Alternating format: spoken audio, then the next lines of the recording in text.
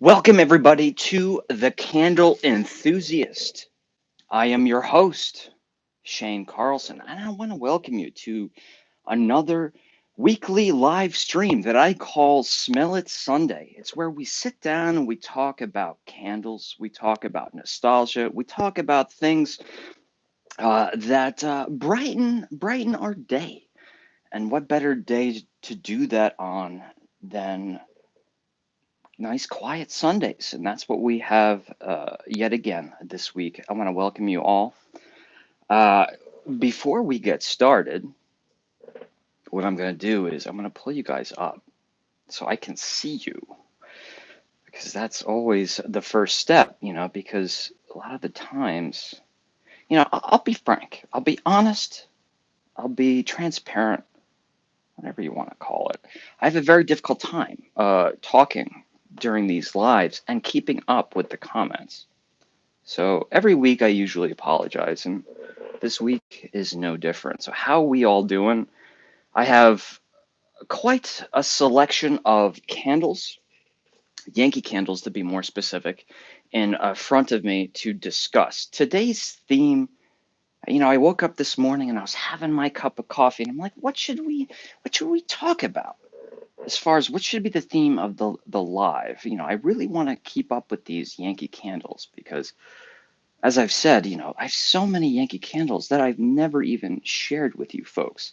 So I want to make sure that I'm going deep into the Yankee Candle archives and pulling out some ones that we all know and love, but perhaps some that may have passed you by. All right, I think I have a few of those. Some of these are, you know, what I would consider, excuse me, top notch. But for one reason or another, they've disappeared from Yankees lineup. How we all doing? I see you guys. Happy Sunday. Um, and Cynthia says, "Smell it Sundays are always so comfy to watch or cozy to watch." Well, I appreciate that, Cynthia. I really do. Thank you for joining. Stephanie says, "I'm working today, but I will pop in when I can." That's dedication right there. That is certainly dedication.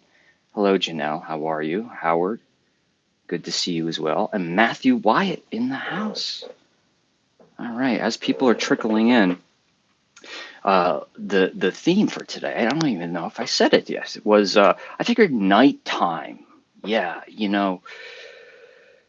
being that it's the winter, this time of year, let's face it, there's not a lot of sunlight. You go into work and the sun's barely out, and you leave work and the sun is already long gone. And instead of being blue about the lack of sunlight, I figured we'd take some candles that might enhance the nighttime vibes aromatically in our living space. And I have a good collection. There's probably tons that I've missed, obvious ones. I didn't get like make a cohesive list. I just went around and I just grabbed. I tried to go from all the different genres, different times of years, and yeah, nighttime, right? I mean, most of us, right? I would say, well, maybe not most of us, but the majority of the candles we burn are after dark. So I would imagine. So I'll do one, and then I want to show you some fun things that I received this week that are very relevant to this stream. Hello, Marty. Good to see you. Let's do one that perhaps all of us have seen. This is not an old candle. This was 2019. Correct me if I'm wrong. It was a part of the Bonfire Nights collection here in the US. And these were released in both housewarmer or apothecary jars and also in 2-wick tumblers. I have the jars with me. Well, I don't have the whole collection. I actually just have one that I pulled. And that one is going to be one that I haven't really smelled because I didn't really burn that collection. I burned maybe Was it was that one with the cozy by the cozy campfire? I think maybe that's what it was. I've lit that one, but I really didn't. I've smelled them all when they came out, but I really didn't have a full experience with them. And this one, I just simply don't even remember what it's called. But it's called. I simply don't remember what it smelled like. Is what I'm trying to say. A Night Under the Stars. I'm gonna stick my nose in this jar, but I want to thank you, Boner Jams. Mr. Jams, how are you today? Happy Sunday, everyone. Just returned from Yankee Candle with a new amazing haul, Shane. I emailed you this week about the Halloween collection. Great show. Oh, well, thank you for emailing me. I want to double check. This has been a very busy week for me. Um, and I want to make sure that I am getting back to those folks who've reached out to me. I apologize, I haven't done so. I will go check through my emails. But thank you for your contribution this Sunday, and good to have you. Let's take a close look at this jar. Now, this is a pretty big label, and it's actually two stock images. I found this stock image right here, just a fairly simple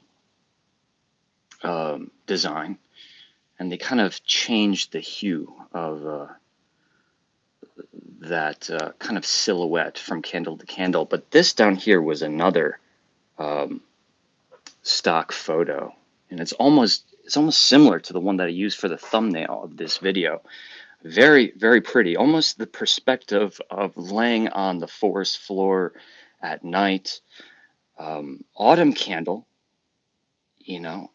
But all of this does kind of remind me of summer. Wishing there was something, an element on there to remind us that this is a cold experience. A night under the stars. I really don't remember, folks. I really don't remember what this smells like. Howard, I am drinking, how do we say it? Bubbly?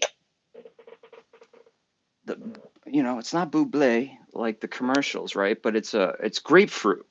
I like it.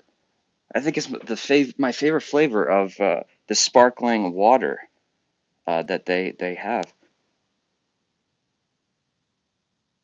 Hmm. Hmm.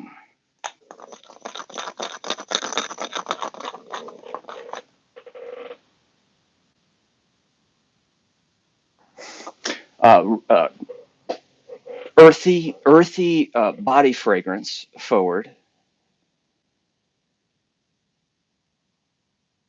kind of the on the herbal side, with a little bit of like a black peppercorn pepper note, spice things up a little bit. Not really getting any kind of alpine tree, coniferous tree, rosemary, anything to give us that Christmas tree feel. And it's got a it's got a muskiness that is kind of a low lying foundation. It's musky with the very fraction of a second you smell it, like ooh musky, and it kind of as long as you smell it, it remains, but it's not a dominant. Um, it's not a dominant. It doesn't dominate the candles. What I want to say. I'm trying to think of like what it reminds me of because I mean we can go into. I could start trying to think of colognes, but I'm not really good at identifying colognes and what's in them. There's not citrus. Okay, the wood is something to talk about. So no coniferous trees, no pine trees, but sandalwood. Sandalwood.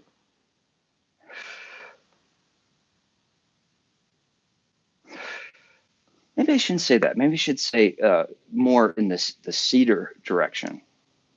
I think I want to say sandalwood because it's like a cologne, and usually the wood notes in cologne is that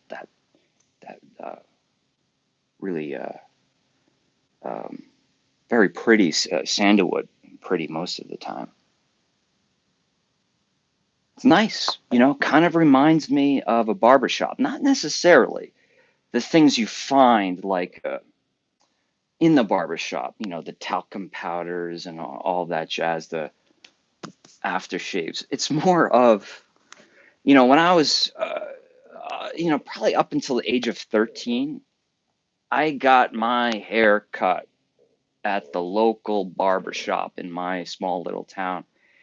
And it was exactly what you would imagine a small town barbershop looking like, you know, just a bunch of, I would say, like, you know, men of all ages, but a lot of retired men sitting down probably didn't even need their haircut. They're just hanging out with Jack.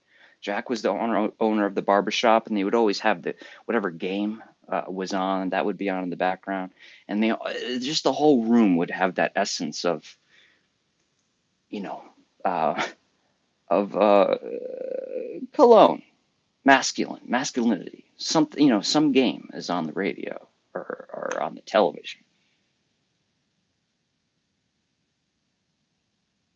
'Cause it doesn't, yeah, it doesn't remind me of like Brute by Fabergé is definitely reminds me of my dad. Anyway, so what I'm trying to say is this is cologne forward.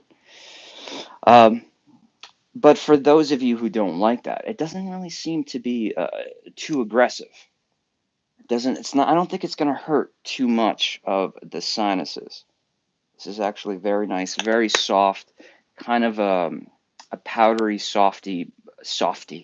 I'm gonna go with it. Powdery softy muskiness. I like it. I like it.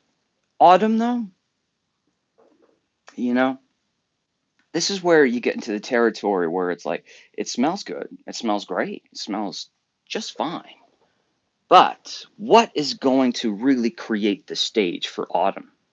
I feel like there was several years there, 17, 18, 19, uh, for Yankee Candle, where you had these autumns, and it's like they were nice, but you're kind of missing that hook. What is it that really plants our feet in the fall or autumn?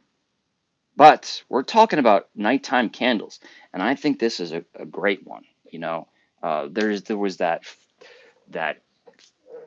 thing years ago. It's probably still said. You know, I don't know who coined it, but the boyfriend candle. And for the best of my understanding, the boyfriend candle was, you know, to have the presence of a boyfriend in your living space, the smell. If you were single, perhaps, you know. And I think it was actually a lot of more of these cologne-driven fragrances. I don't know this, but this is what it was said. They were actually more of the appeal. Uh, they appealed more to uh, the women, um, especially the younger demographic. You know, the college, the college crowd. I don't know how true that is, but very interesting. I don't think a lot of young men are too interested in burning candles that smell like cologne. I really don't. Uh, but I could be wrong. From my you know relaxed research, I think young men are more interested in things that remind them of home. So a lot of the the sweet savory treats of the seasons, you know, like autumn, things that remind them of Christmas, fruity, you know, in the, you know, kind of in the territory of like summertime cocktails. But I don't know. I think there would be some truth to that. Virgil, we're going to be talking about you. We're going to be talking about you in just a second. But Virgil, thank you for so much for your contribution. And it seems to be a weekly thing. So same with Mr. Jams. Very much appreciate that. And he just wants to simply wish everyone a happy Sunday. Virgil, good to have you in the house. Um, let's talk about Virgil for a second because we just got one candle out of the way, and I received. I've been doing a lot of shipping. I've been selling a lot of my things, and and so I'm like running to the post office every day, uh, and on one of my post office runs, I went to my mailbox and I saw a little package. I'm like, I didn't order anything, and I don't have my PO box anymore, so I usually don't. I don't receive your cards, your letters, your gifts at this point in time. But Virgil and I, we've corresponded before, so we've he shipped me some goodies in the past for me to check out, and that little package turned out to be from Virgil. And Virgil and I had a recent conversation about. I mean, I knew he was a candle maker. You know, I don't think he claims to be uh, a genius candle maker. And, it's just something he's very passionate about and he's got into. And I could tell just by talking to him how passionate he is. And he's not even interested in selling them. I mean, it's just that's how personal it is to him. But, we've been playing with an idea of some form of collaboration. And when I opened the package, this is what I found. Let's start with this one. He sent me some goodies that he made. So everyone say thank you, Virgil, for supplying goodies for us to talk about this Sunday. Check it out, folks. Hey now, slow it down. Slow it down, Santa. Like, if the candle enthusiast is going to have their own candles, I come first. Like, Santa is taking all of the attention. He's like, I get my own candle. Shane, back away. Santa's coffee. We have, of course, Mr. Santa Claus right there, who's, if you're not, haven't been introduced to Santa Claus, he's essentially the little mascot that has joined me on all my journeys and all my videos since day number one, almost day number one. And Santa's coffee. What better thing than that, right? Let's see what Santa is really up to. Um, how would you imagine Santa's coffee smelling compared to anybody else? I gave these quick sniffs, but I wanted to save a lot of the evaluation for the live stream. Ooh, wow. Okay, so monstrous hit of hazelnut fudgy coffee.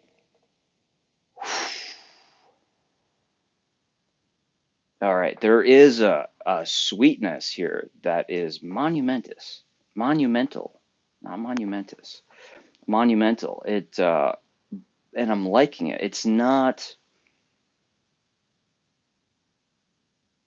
Oh, Virgil, I see what you're doing. You're not gonna get away with this. Okay. I got to remember the things that I'm getting so I don't lose track. All right, so there definitely is that uh, coffee. We'll get back to the coffee element. Trust me, we'll get back to the coffee element. But the coffee creamer, there's that very familiar sweet uh, dairy richness that we're very common. Most of us are common with, right? And it's really, I think the best way to put it is like a hazelnut creamer. It's that dairy richness, very sweet, but it's got that nuttiness. That ooh, it's not roasty toasty hazelnut. It's almost like that candified, uh, uh, you know, you know, roasted hazelnuts with maybe some honey and sugar. But in this case, we're getting a little bit of cinnamon too. There's just a touch of cinnamon stick in here. I think, I'd hate to be wrong, but, um, and the cinnamon is interesting because what it's doing for me is, yeah, there's a sweetness to that creamer. It's bringing me to Dunkin' Donuts circa 1992. Those days you walk into Dunkin' Donuts. I do this all the time, but come on, guys, I gotta go with my own experiences here. You walk into Dunkin' Donuts, and there's no smell of eggs, microwaved eggs and cheese.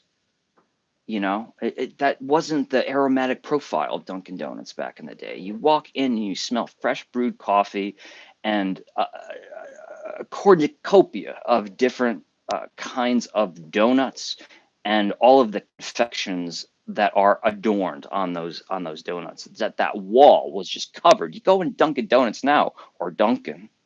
You go to Dunkin' Donuts now, and it's like you got like four options, and the baskets are all empty, and there's muffins. I like muffins, but muffins, Dunkin' Donuts, come on. Like maybe have one or two options, but not like half of the selection. And muffins and all these little other things. The beauty of Dunkin' Donuts was walking in and seeing a fully stocked wall of freshly made donuts. And that's what this is reminding me of. It's almost like that melted icing that goes on the donuts, the glazed, uh, the hot, sticky, glazed, fresh donuts, and that fresh brewed coffee. This is an Americana coffee. What's an Americana coffee? Good coffee, but not, I'm not going to say this is like walking into a high-end cafe. This is you're driving on like the highway and you're starving. You need something hot to drink and you get off at this diner that's so unsuspecting, hand painted sign, bunch of beat up pickup trucks in the parking lot. And you're like, oh man, I'm gonna get like a Salisbury steak in this place. But you go in and you realize that this place is an institution, and the food that they're serving up, the coffee that they're brewing, is, you know what I mean? There is a very um, uh, diner, Dunkin' Donuts, um, you know, basic restaurants, like where did you go as a kid? I went to Friendly's as a kid. My grandmother, my father would always get a cup of coffee, even if we're getting ice cream. It's that beautiful smell of that realm of coffee. And if I may take that a step further, something that did flash across my mind, and this is interesting because I smell a lot of coffee candles, and this is probably the first time I've said this, is that there's something there. I'm not going to try to figure out what it is, but there's something there that is reminiscent. It's pulling at a memory of smelling ground coffee in a can, like a big Maxwell House can. You rip off that top and you get your nose in that drum, and there's something, I don't know if it's the cool tin or just whatever they're pumping in that tin before they seal it. But there's that very nutty smell of ground coffee, and that's something I haven't experienced in a long time. I haven't bought a can of coffee. It's got to be at least 15 years. And the fact that it's bringing back that association, I like it. There's a nutty caramel note. And this is what I think I am getting. I don't know. I'm kind of questioning the cinnamon thing I was saying before. But yeah, it's not big, it's not loud, but it's there.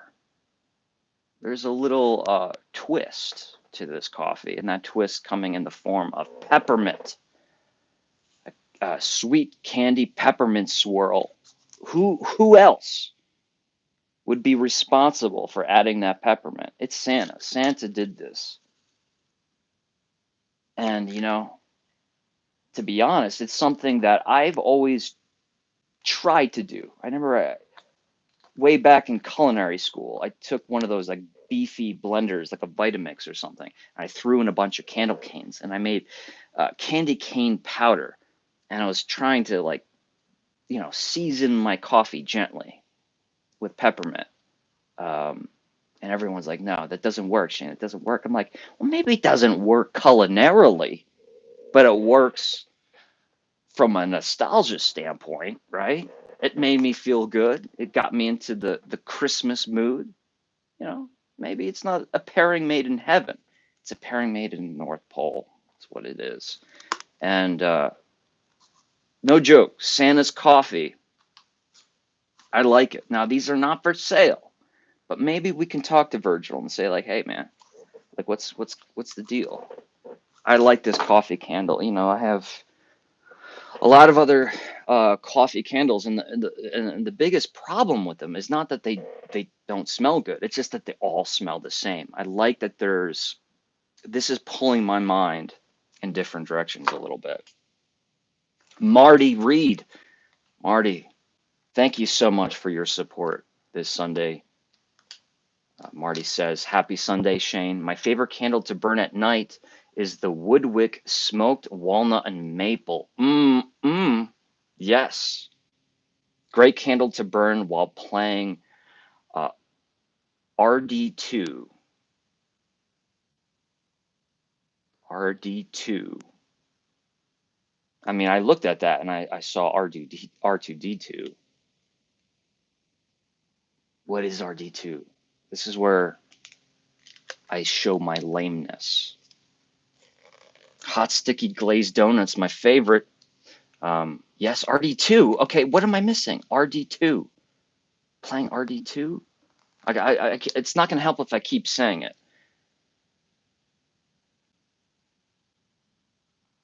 Oh, I like this. It's far fetched. But K Perez says 46 of us here, $5 each. Shane gets 200. Oh, don't have to worry about. Yeah, yeah, yeah. Uh, yes. Wouldn't it be great? Wouldn't it be great if we do the Candle Enthusiast full time?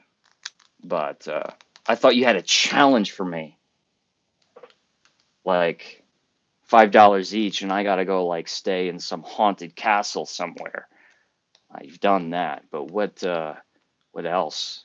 Go over Niagara Falls in a barrel?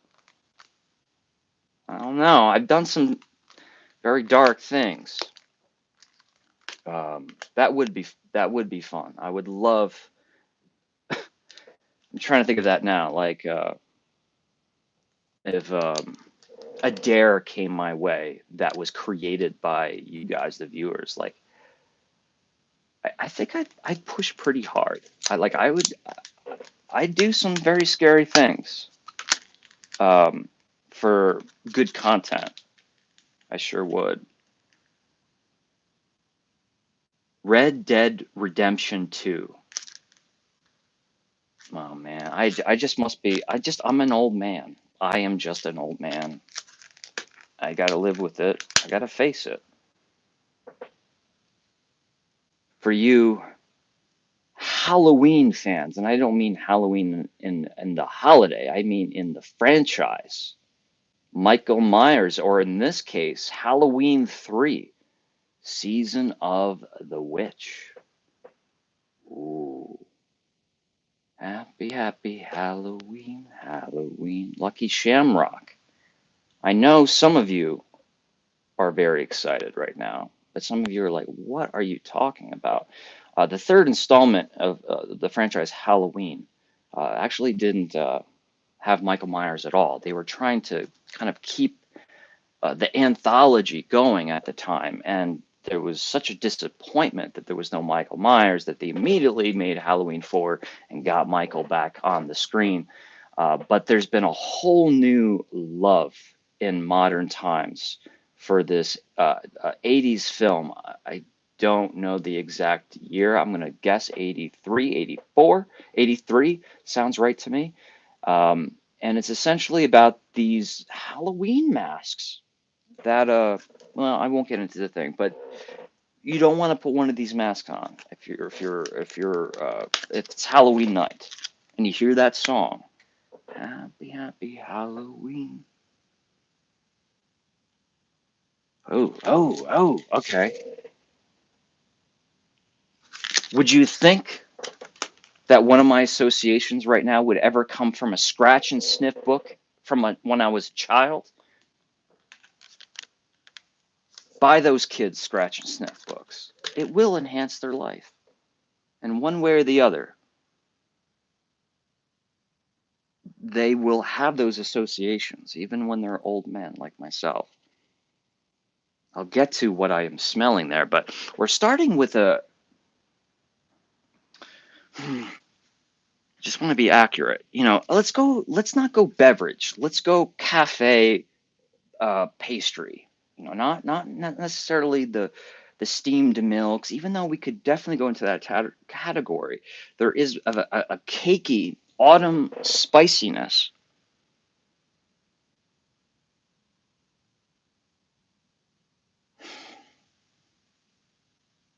almost like carrot cake.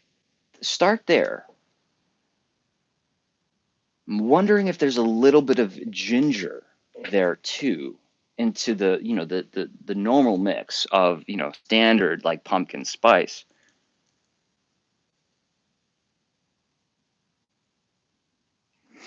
Patchouli.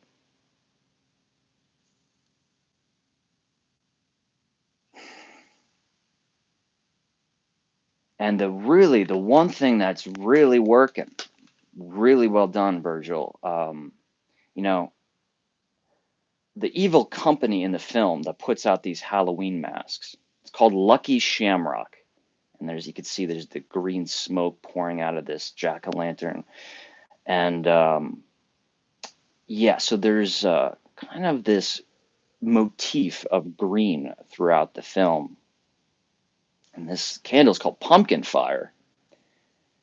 What could you add to, uh, uh, let's say, an autumnal candle that would make it feel like, ooh, this is not necessarily like this is like it feels right, but I have not smelled this combination before.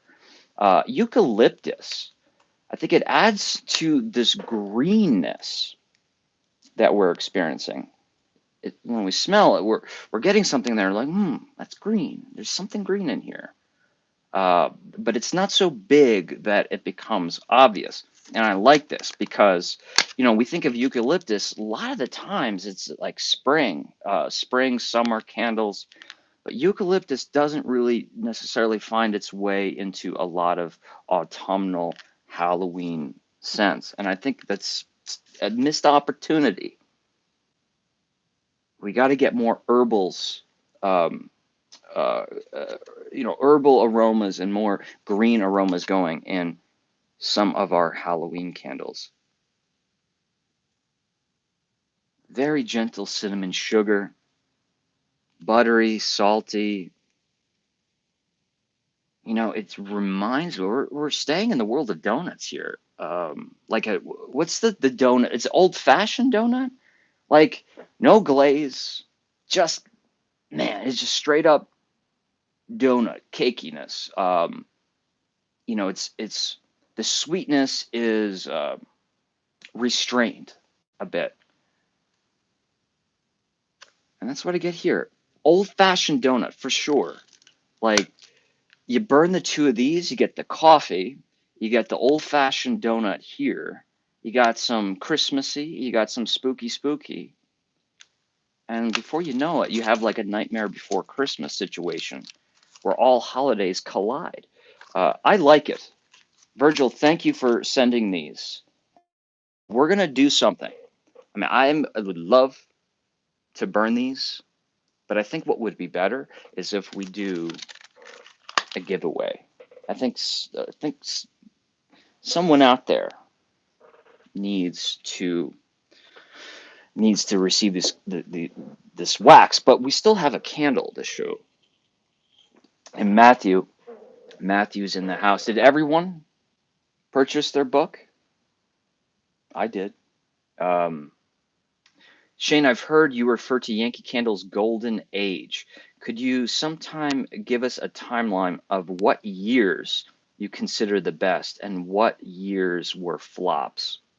I can do that right now.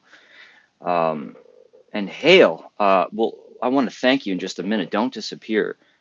Matthew, you know, I look, I have to say that I bluff sometimes. Some of you are like, "Pff, we know, Shane," and some of you guys might be like, "Oh, well, thank you for sharing that. I hope you're grateful." But I do bluff. I can't say with any degree of certainty a lot of the things that I am saying. I'm just using my best educated guess in most cases.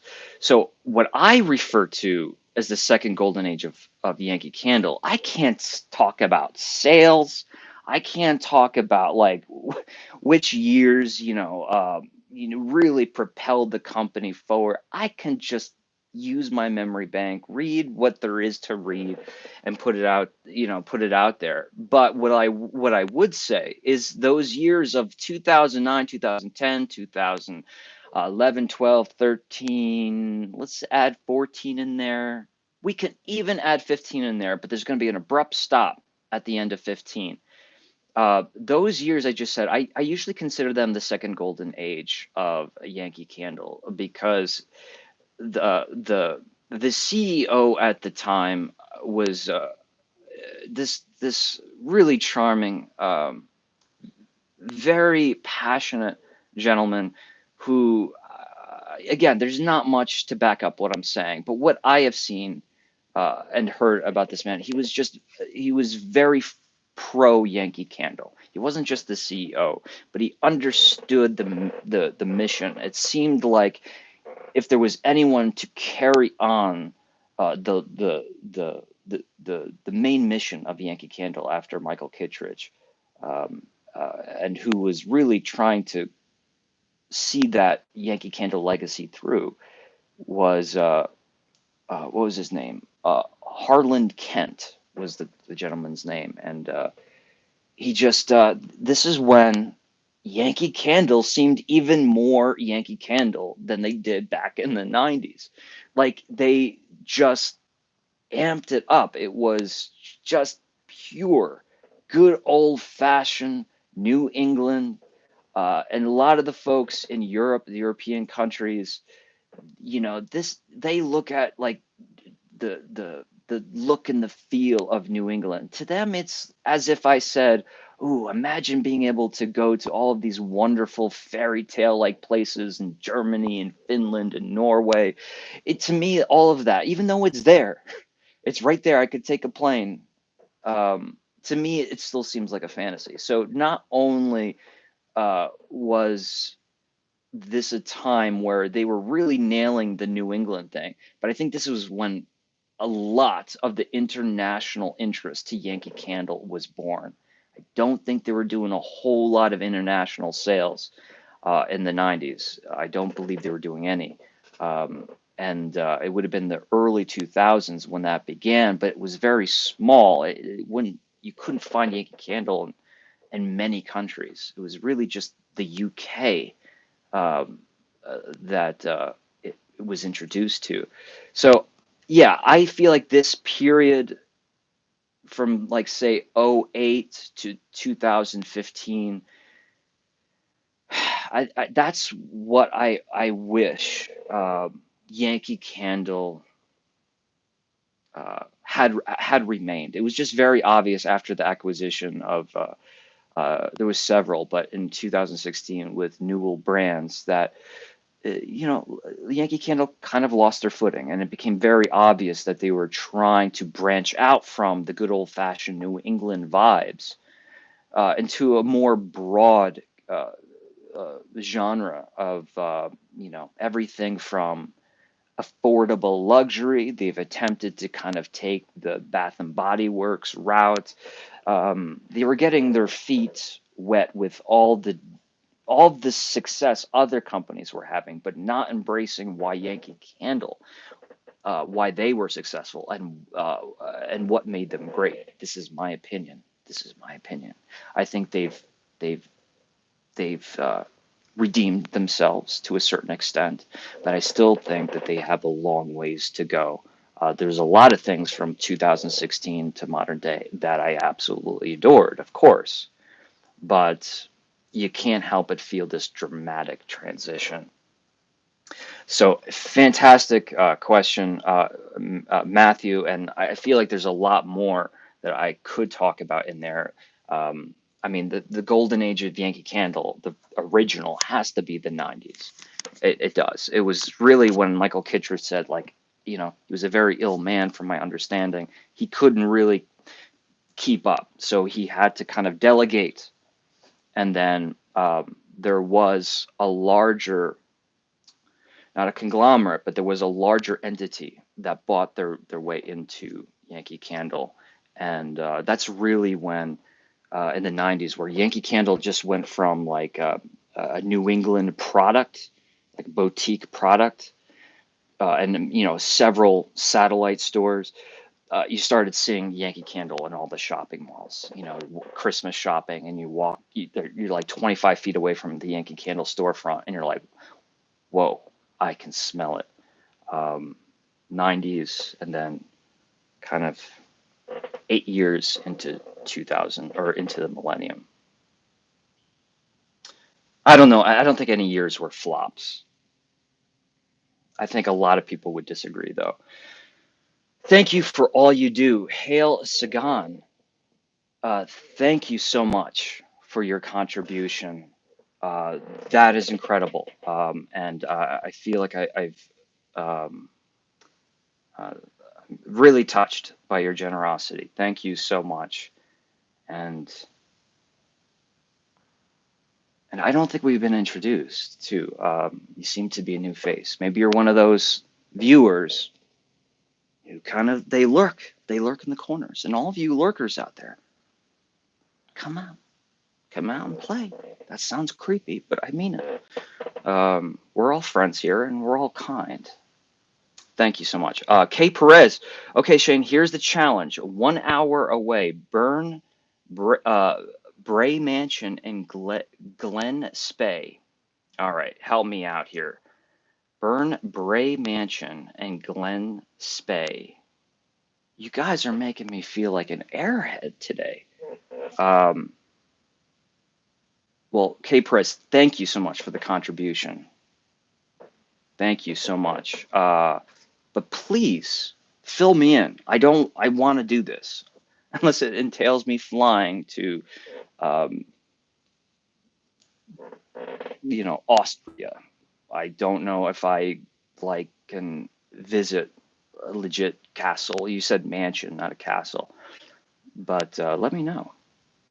There's a lot of super chats today. Awesome, says Virgil. Yes, it is. It is. It's very humbling to say the least when this kind of stuff happens. Stephanie Hall didn't want to miss out on the super chat fun. Happy Sunday, everyone, says Stephanie Hall. Thank you so much, guys. You're gonna make me emotional here. Candle Enthusiast is not going anywhere. I know a lot of people are messaging me saying like, Shane, you're selling a lot of your candles and you're moving, and it's kind of feels like it's the end of something. It's not the end of something. It's just we're in that incubation period before all the new things begin. Just by the oh, I'm taking my grand old time today. I didn't even get to Virgil's candle. This is incredible. I actually had a very good laugh when I opened this candle. Let's see it, guys. Humbug tea. Now, the label looks great. I question my face, like the shape of it. It looks like I have like a mouthful of chewing tobacco, or like I was just eating corn on the cob, and I was, I was caught. I wasn't supposed to be eating that corn on the cob, and I'm trying to hide the fact that I have a whole mouthful of corn. Um, and I got my state trooper aviator sunglasses on. But how cool is this label? We, of course, have a humbug and a mug of tea, a cup of tea. And I am, of course, Ebenezer Scrooge in this story. And I love it. This is obviously the reference is Santa's Village, if you don't know, the amusement park in northern New Hampshire. But what would humbug tea smell like? Let's find out.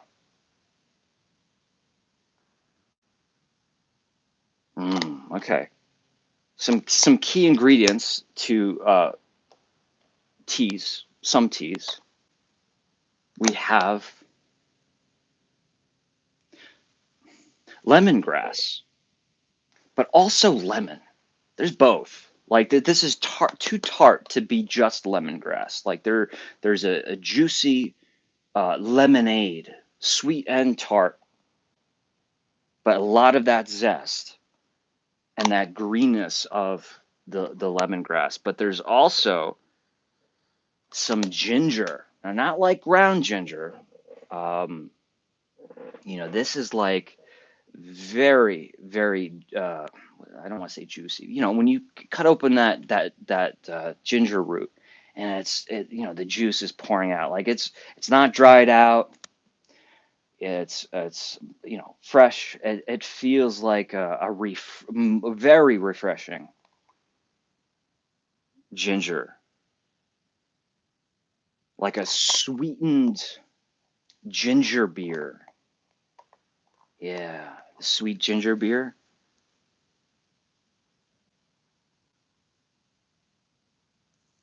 So we got the herbal, we have the citrus.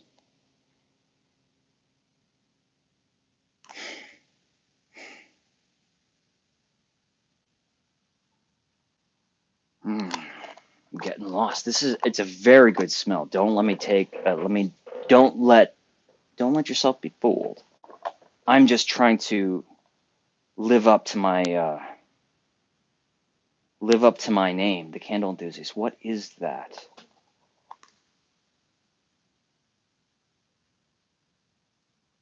There's no savory.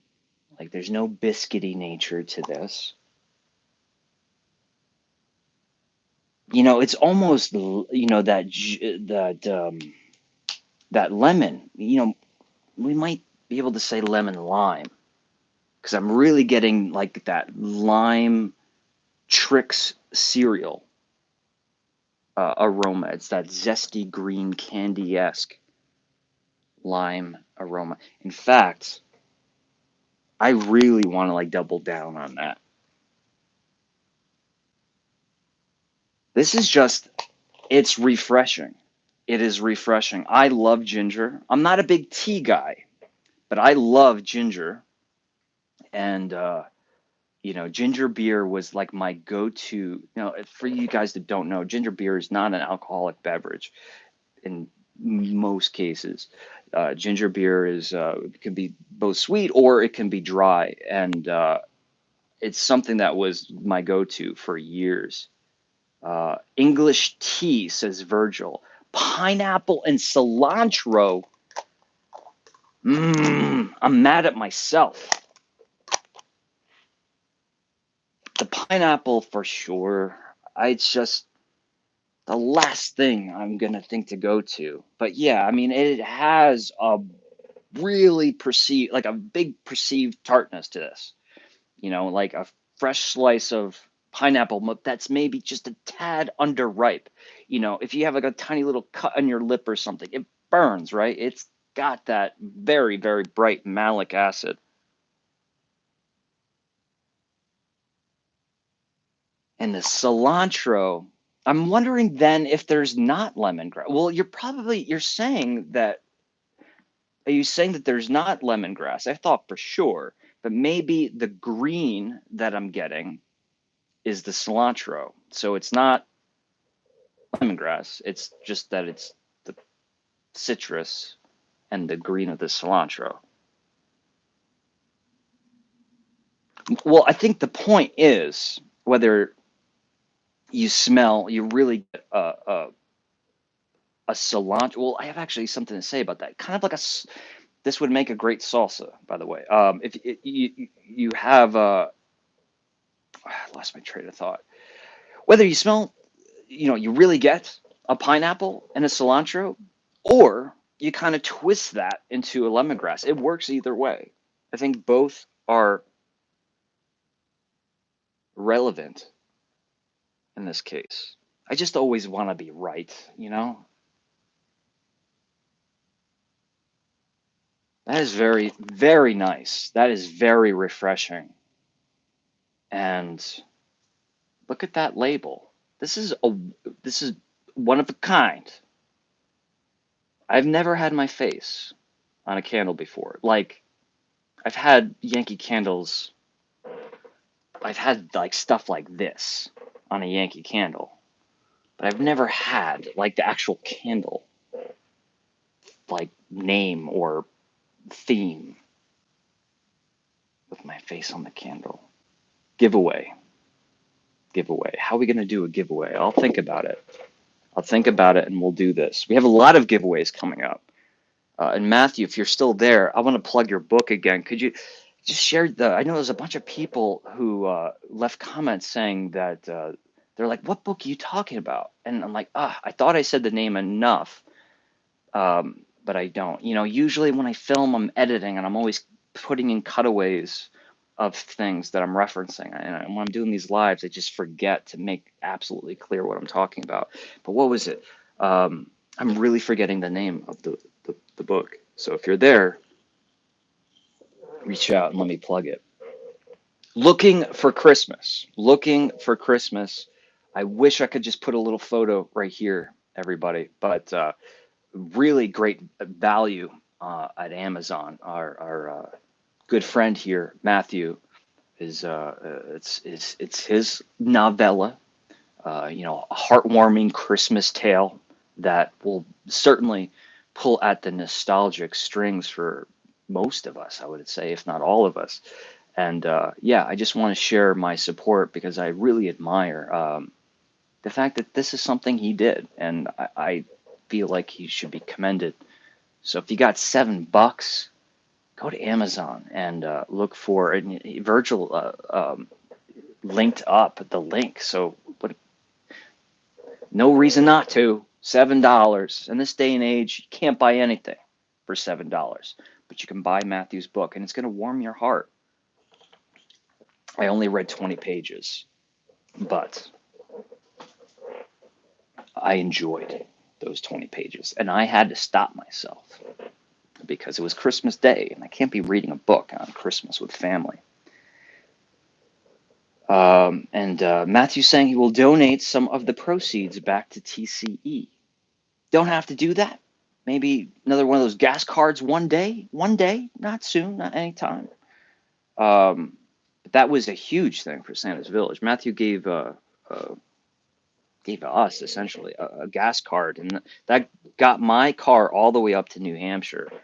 I was trying to do that trip super, super cheap, and I managed to really cut a lot of corners with your guys' help.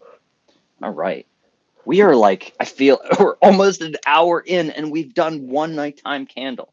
I'm not doing something right, folks. I'm not doing something right. All right. So I might have to be a little bit picky here because let's do one that I feel like, hey guys, hey Yankee Candle Corporate, where did this candle go? And I'm hoping I'm not wrong. I think this lingered for a little while, but I think it is officially gone now. You know, because we think about let's say, what is one non-Halloween black Yankee candle? What's the one that comes to your mind? Well, it should be the classic, right? Um, it should be the Midsummer's Night Classic. This is I don't know what year this is. I don't know, but this fragrance was introduced in 1983, even though Yankee Candle apparently doesn't know that.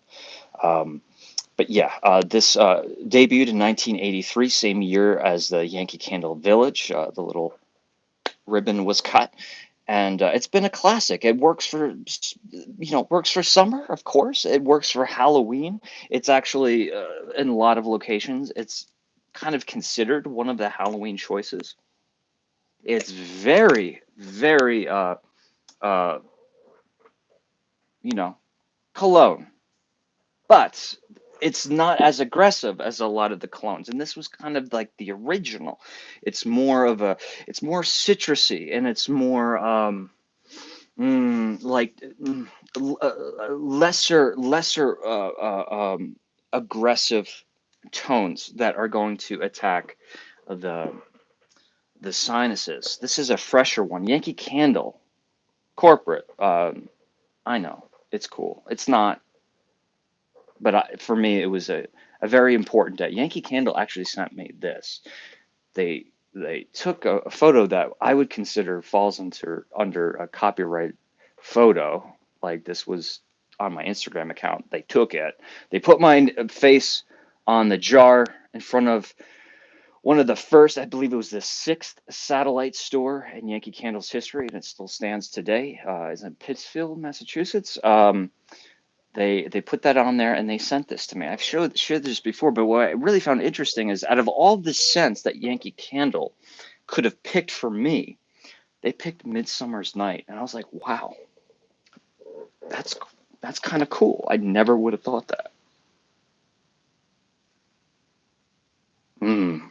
Yeah, so a lot of resinous pine, juniper berry, cologne, a lot of citrus, lime, orange, or if you want to say mandarin, some earthy patchouli going on in there.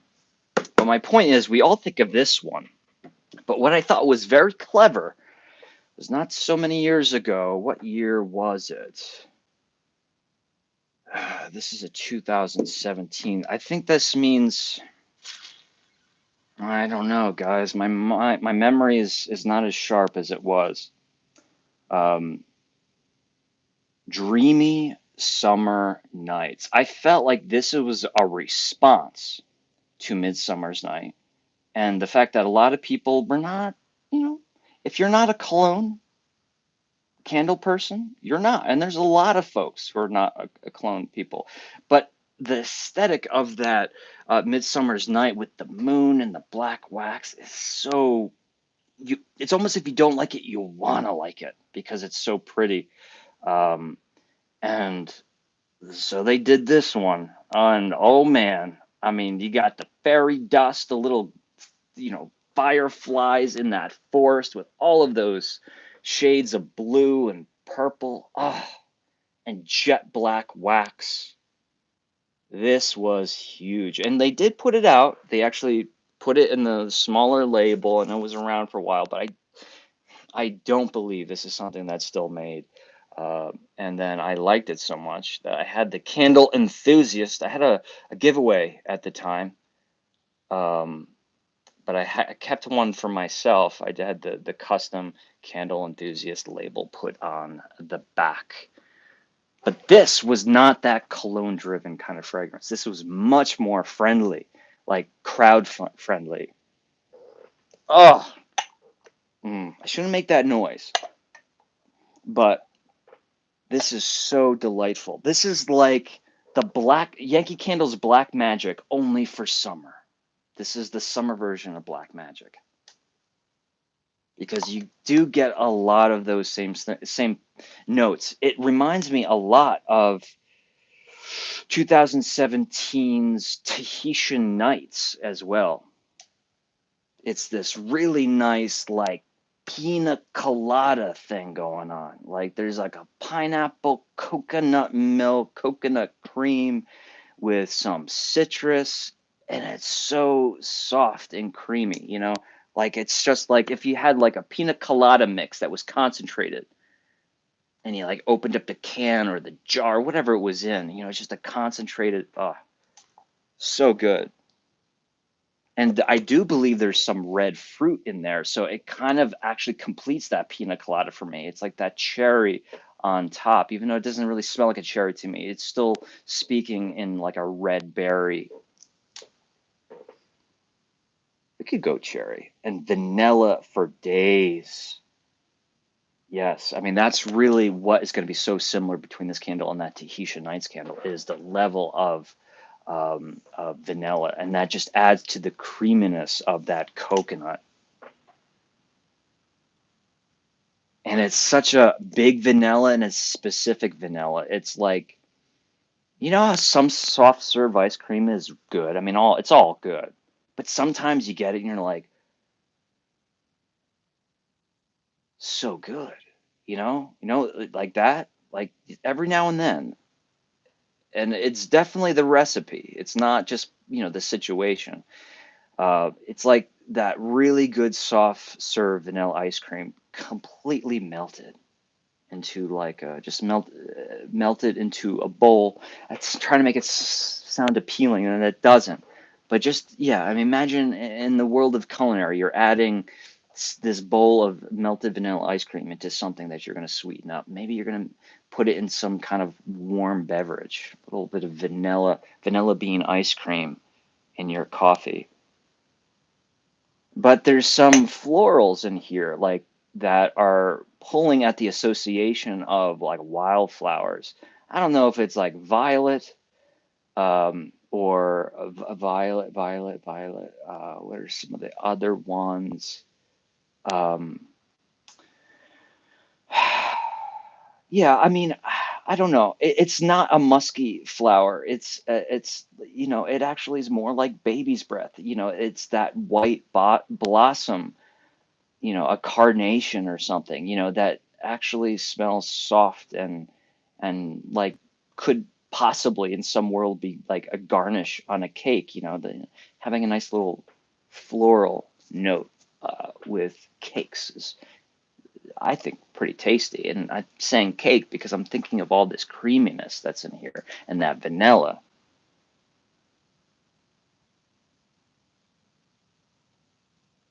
Hmm. Trying to think. I've covered like tops and mids, but I'm wondering what it is, the bottom notes, or at least the way Yankee would describe it. There's nothing soapy, there's nothing woody. There's musky, but only in a very soft, powdery way, like the most delicate of, let's say, baby powders. It's just good. It's kind of reminds me of Angel's Wings. It has that, I don't know, like, I don't know. There's something about it. It just feels like it's like an angel food cake, not like a typical birthday cake. It just has this, lightness, something you would find from like an angel food cake, and with a little bit more of non-contemporary ingredients included. I love it. I love it. This was my go-to Game of Thrones candle. Not like after, like I only watched it when it was on. I was a big fan, but I wasn't like buying the DVDs and stuff. I would burn this. It was just so great when Game of Thrones would come back on. It was like an event. It was just me, and I had this candle burning in the background, and I went through several of them. So when I smell this, it really does bring me back to a lot of the memories of watching Game of Thrones. But I think any kind of fantasy would work here. If you're a big Harry Potter fan, if you're a big Tolkien fan, Lord of the Rings, I think this is a really great candle to introduce if you're reading and you want to burn a candle to enhance the experience. This actually looks like kind of like the forest in the Harry Potter books and films, and no big spiders or anything, but you know if you get your hands on one of these, um, that might be something you want to do.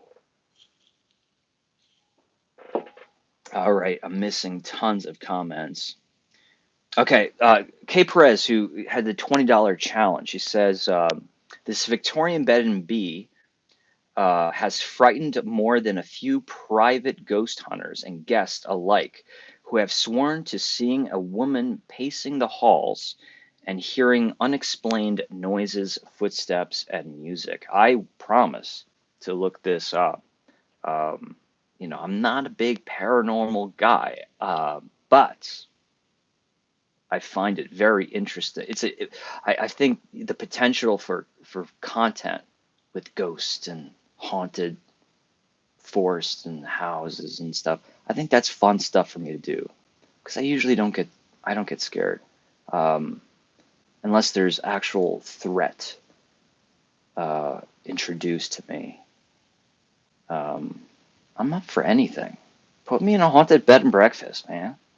Give me a book. Give me my camera. I'll do it. I'll look into it. Uh, and I'll address it, or yeah, next live, or if we correspond outside of YouTube. Very cool, and thank you for your contribution. I will accept the challenge, some form of challenge. Oh my God! And it says it's Glen Spey is about an hour drive from New Paltz, which is kind of like my old stomping grounds. All right. With that said, maybe this will interest you. A good friend of mine, let's say he has some connections with the folks up at the Shwangung Mountain House.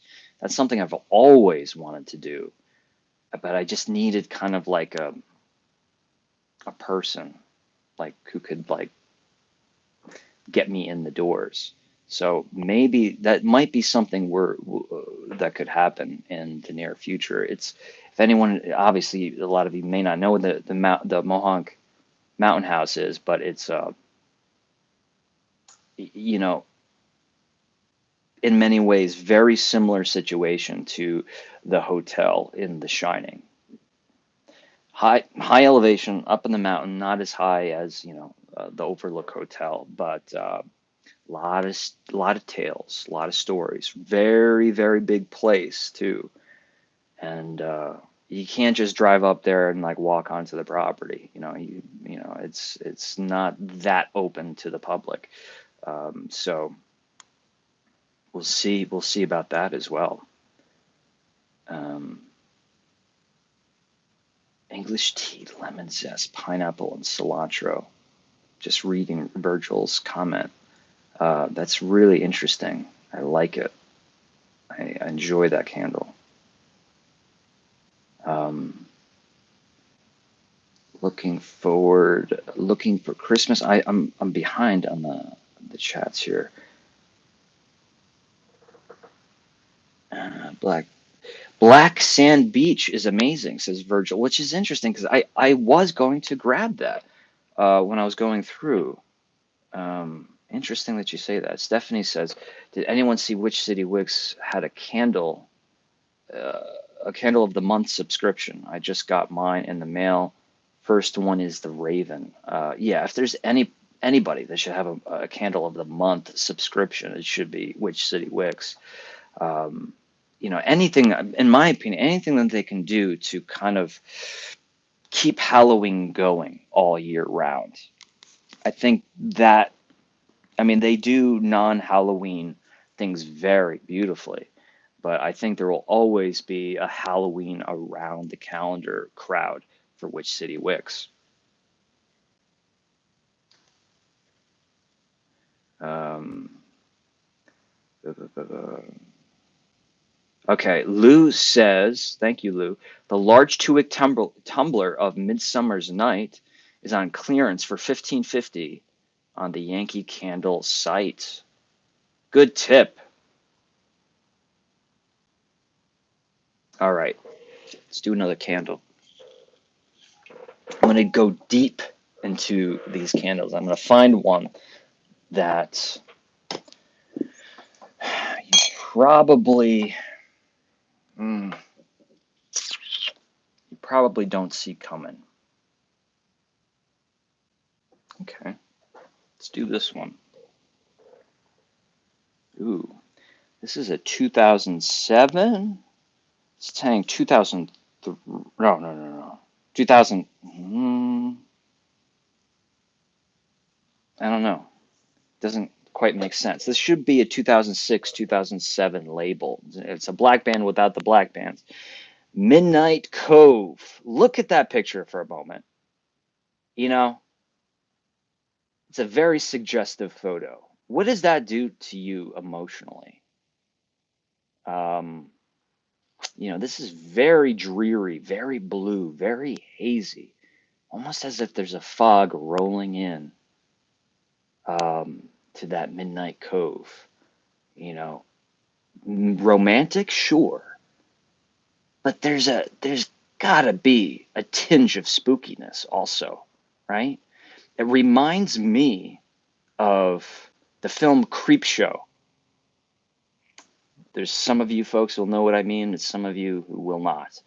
But there's that eerie, empty feeling of being on the coast and no one's there. And I'll tell you a little bit about an experience of mine, my association with when I see this label, what it makes me feel.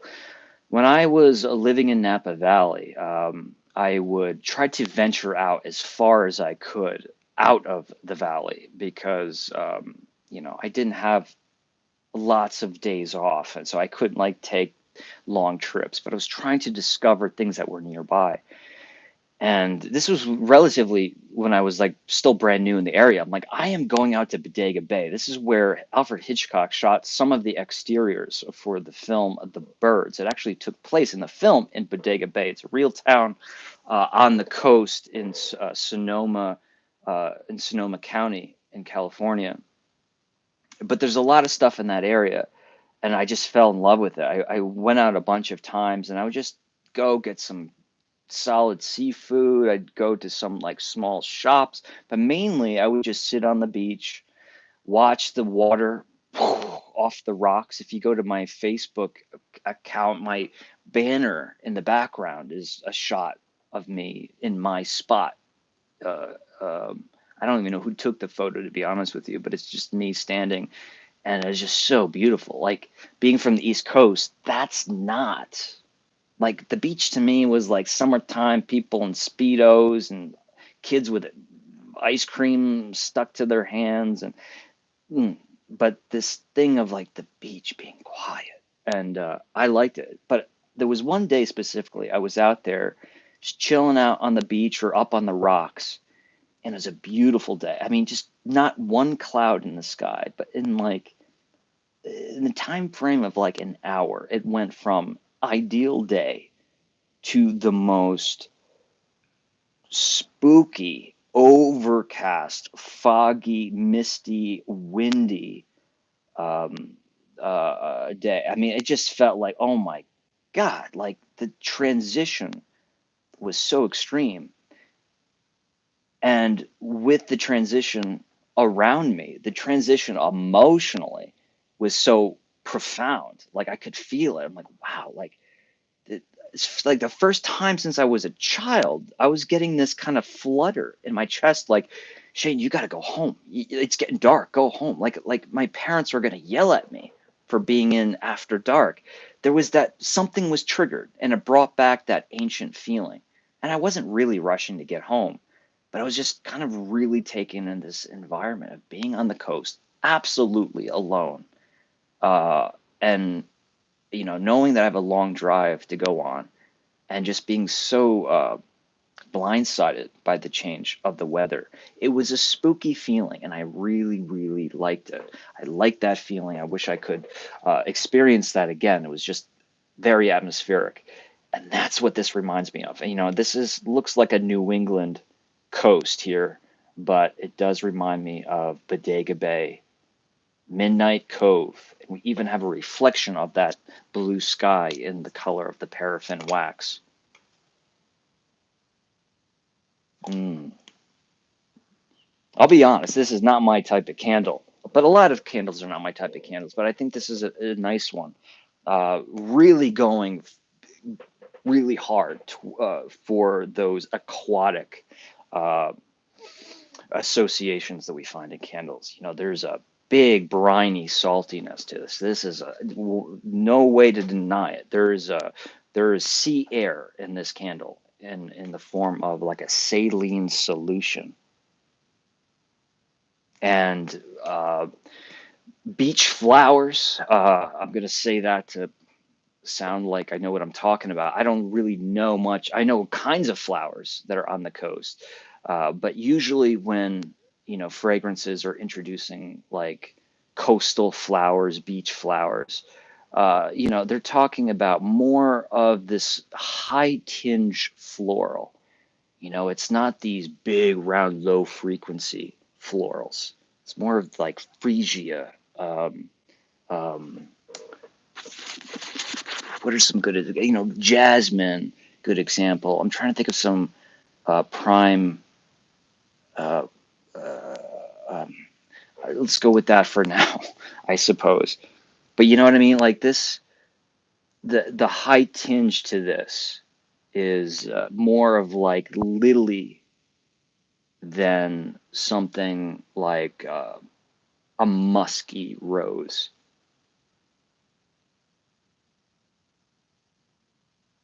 Oh man, how do they do it? I think it's just the saltiness, but what's happening is when I smell the saltiness, it's triggering something in my brain, and my brain is wanting me to think that I'm smelling wet stone. And I don't think I'm smelling wet stone, but I love when this happens because how often are you talking about candles and say there's a minerality to this candle? Like there's limestone, there's chalky soils, there's smashed granite. All of these things, especially when it rains or when it's humid or if it's by the coast, have lovely smells, very atmospheric smells. But the saltiness is so big here that I feel like, yeah, I've just picked up a huge rock right out of the water, right out of the sand, and it's just as saturated as it could possibly be. And there's just, yeah, it's just bathed in this salt water, tied in, tied out, day after day after day, and a green, very familiar, like. Um, some a green note that we find in like St. Patrick's Day candles. There's a greenness, and it's not obvious because of the color choice here. What is it though? Like a clover, green grass. You could say fresh cut grass. There's nothing like no dandelion milk, nothing pollen, but a very fresh green aroma. This is an old candle, and it smells remarkably on point. Um, Yeah, and some citrus notes, the citrus, the floral, the musky, that really paints the idea of something coastal or a body water in some way.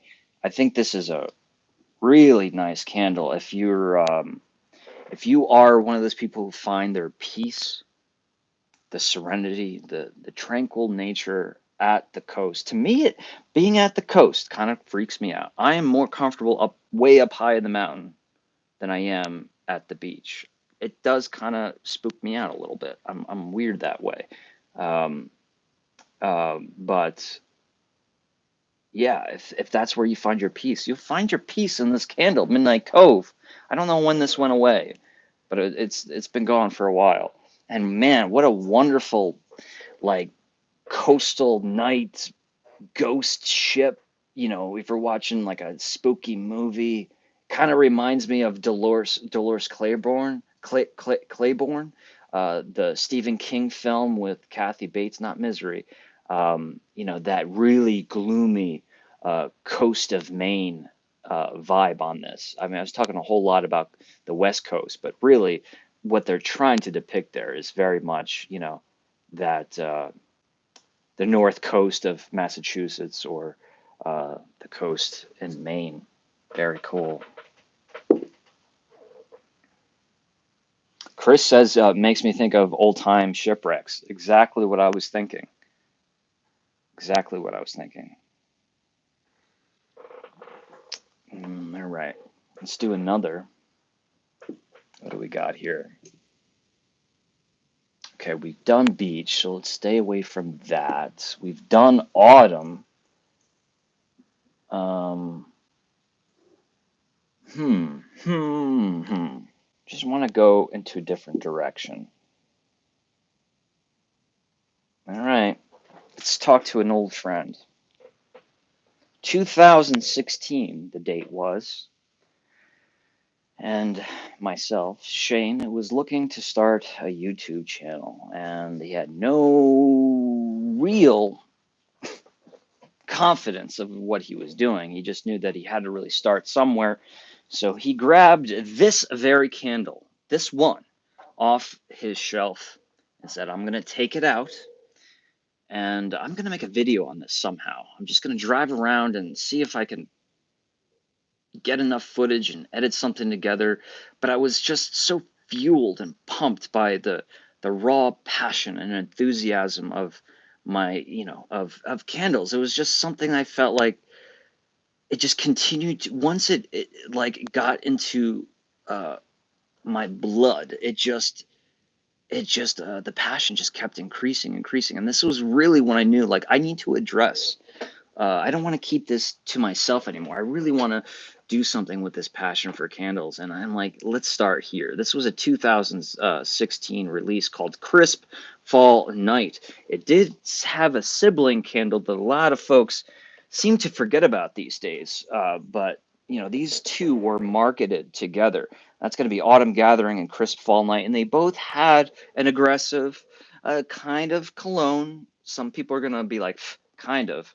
But I never, the cologne thing didn't bother me. I don't really always associate the cologne fragrances with cologne. Um, but a lot of people just slam this one, but it's still around. Crisp Fall Night, Autumn Gathering, that's long gone. They're both great. I took this out and I just went around the Hudson Valley one day, and I just, like, I was filming people. I wasn't even supposed to be filming them. I wasn't really getting everyone's permission.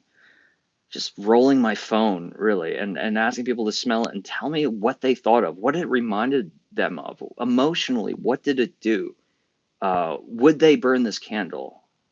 You know, and just trying to collect as much information. So the words weren't coming out of my mouth. It was coming out of just complete strangers.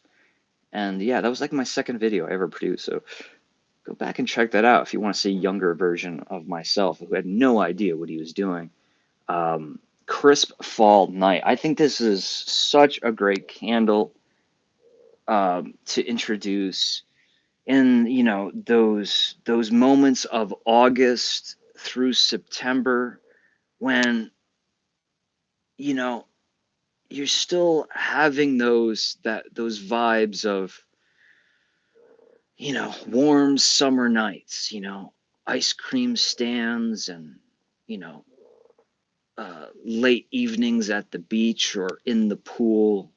There's just that magic in the air. The sun just hangs out for so long in those summer nights, it seems. But you know that right behind the curtain, the fall, the autumn it's sitting there, it's waiting, and it's ready to enter your world at any moment. And sometimes the fall, it starts to leak into the summer. And there's a special thing that I feel, and I believe a lot of other people feel, that happen. There's this sense of, maybe it's just a human thing. Our body's saying, look, it's getting cold, and we need to prepare for the cold. You know, uh, it's been a great summer, it's been a great harvest, but it's time to, start putting yourself into gear. And if you can experience one of those moments, sometimes it's a melancholy experience, but sometimes it's very pleasant. It's when I do a lot of my kind of, it's like, to me, that is my New Year's, the end of the summer. Feel like that's when I have all my resolutions, or, when I kind of sit back and analyzing the past year and think about the things that I've enjoyed and things that I want to change. And Crisp Fall Night is kind of become like the anthem aromatically to that experience to me. Yeah, I mean, it's cologne, but come on, guys. Like, there's so much going on here. There is a wildly bright, citrusy bergamot that's in here, which is probably one of the key players, why people just, smell this and be like, cologne, no thank you. But there's a tons of citrus other than bergamot. I mean, it's just a juicy, sweet, but razor sharp acidity. that's contrasted by more of those musky florals, like deeper musky florals. So you have this high sharpness of the acidity with the low round, low frequency muskiness. We have some wooden notes in there like maple and just I always think with that, this is like a touch of maple syrup. There's lavender for days, guys, for days. So much so that I almost feel like I can smell black tea in here, like a Earl Grey. See, maybe that's why I don't look at it as cologne. Because, Earl Grey, bergamot, and it's really, really, maybe it had something to do with Virgil's candle, but it's really speaking to me uh, a tea form right now. Black tea, that lavender, some, hmm what is that? Hmm. Okay, peppercorn. Peppercorn. It's reminding me now. There's a candle. I don't know when it's an older candle, but it has popped up in more contemporary days. It's called Over the River. It's it's very, very similar to this candle, only Over the River is down here. It's up here as far as the intensity goes. And perhaps the muskiness, the level of bergamot, but it plays by the same rules. And that black peppercorn, mm, that's just a really nice touch. A lot of people are going to smell this and be like, cologne, cologne, cologne, cologne. That's it. That's it. That's it. I don't know. There's a part of me that thinks that this is like some bizarre exotic beverage. I think I just really love the contrast. It's all over the place aromatically. It's not just playing it safe in one little pocket of cinnamon spice, a little bit of floor, a little bit of sandalwood. Like this is all over the map as far as big, bright, sharp acidity, citrus, down to the florals, fresh and dried, uh, and we're in those base notes of the wood, the sandalwood, but also the muskiness as well. I like it a lot. It's one that's near and dear to me. This was actually, this candle itself was my father's. When I said I pulled it off my shelf to make that video, what I should have said is I pulled it off my dad's shelf. And because I never bought it, I wasn't overly interested in it at the time. I loved the look of it. Um, but it was after that video that it really found a special place in my heart. So this definitely gets a vote for me. Nighttime fragrance.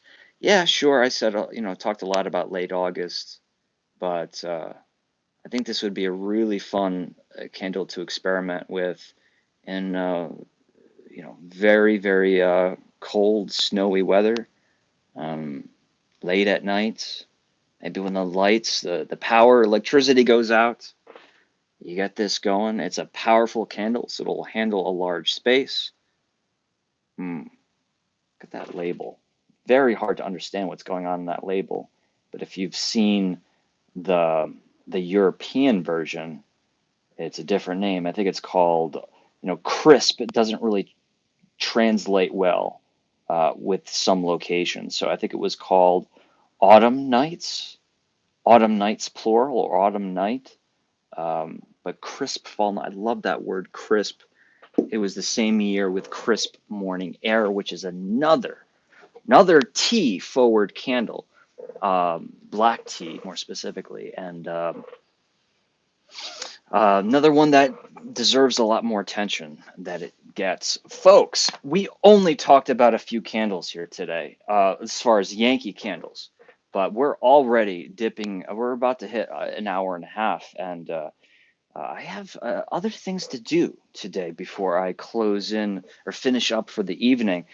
Uh, Huge shout out to everyone for just showing up and spending some time with me on this very quiet Sunday, but also especially these folks who not especially, but these folks who are helping contribute to the candle enthusiast cause, whatever we want to call it. It's please, I don't expect it all the time, but just whenever you can, if you want and you find it in your heart that you want to contribute to this candle enthusiast venture, this journey that we're all on board of, and you know, these these very generous contributions are very kind.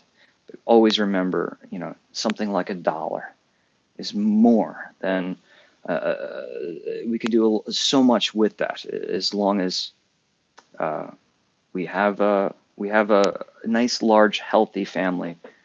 We don't need to be chipping in tons of big bucks, but there's a lot of stuff coming up, folks. As I told you a lot about my, life's changing a little bit, a lot of questions that I'm still not sure what my future looks like. Everything's okay. It sounds like I'm explaining like I'm going to prison or something. I'm not. It's just there is a lot of unanswered questions, but there's as the days go on, there's some things that are starting to pop up, and you know, I'm excited to yeah, to take care of what needs to be taken care of, but then get back on the, not get back, like get on the road legit style, not into New England, more of, I think there's going to be at least a couple, if not more, cross country trips. And we'll see if we can get some fun folks to come along for the ride, collaboration, partially, whatever it may be. Might get my brother involved, but I just think that, yeah, with the changes to the channel, with maybe not, sit down candle content all the time, like these live shows, there will be a little bit more adventure in 2023. And then when I find myself comfortable, I find, uh, a safe place to set up shop for the candle enthusiast. We'll get back into it. We'll get back into candles. We'll do. Uh, there's so many small candle companies that have reached out to me in modern times, and I'd love to really analyze what's going on in the small production portion of the industry of the candle world, but also to see what the big guns are doing. A lot of talk about Goose Creek, lots of changes there, and a lot of passionate people there, and I think really a lot of the content's going to Bath and Body Works, and we'll see. We'll see. We'll plenty to do. A lot of places to grow. I'm staying positive, and I hope you folks enjoy this ride of 2023. As always, the streams on Sunday, well, we're going to keep that going the best we possibly can, you know. Um, and then very soon, yeah, it's just going to be me and my camera on the road. So there will be there will at least be huge opportunities for really fun um, video content, and I'm excited. A little bit nervous. I don't get nervous a lot, but I'm quite nervous. But I think that will just add to the adventure quality of 2023. Folks, thank you so much. Um, and uh, I want to express. I hope that you have a wonderful rest of your Sunday evening. And As always, please leave me any comments that you might have. If you need to reach out to me directly, you can always do that. Candleenthusiast@yahoo.com. Just, don't be hurt if I don't get back to you immediately, but I do my best. I do my best. Check out the eBay, Candle Enthusiast eBay link in the description. There's something. There's not a whole lot of candles up right now, but there's some fun stuff. Selling some of the fun things I got in my collection outside of candles, but there are some candle goodies in there. Uh, record merchandise sales last weekend. I don't know what was going on. I mentioned t-shirts and hoodies, but man, you guys really ordered. Send me pictures. If you're ordering all of like these t-shirts and hoodies and mugs and all this, I want to see, like, do a fun photo. Fun photo, send it to me, and I'll put together like a collection of photos and I'll post it on Instagram. Um, I think that'd be really fun. And what else? What else? We have new Patreon members. So I want to make sure that I'm addressing the Patreon crowd very soon. Send out like a newsletter, reach out to you guys directly so we can have some communication. I want to thank you for those new members of Patreon. Look, if there's any way, if you're looking to help support the channel, as I always say in the description below, there's all the fun links. They are fun. They are fun.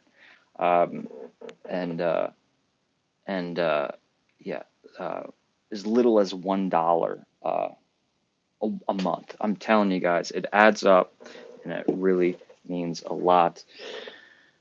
Thank you, everyone. Have a great Sunday. Big shout out to Virgil for supplying the fun candles.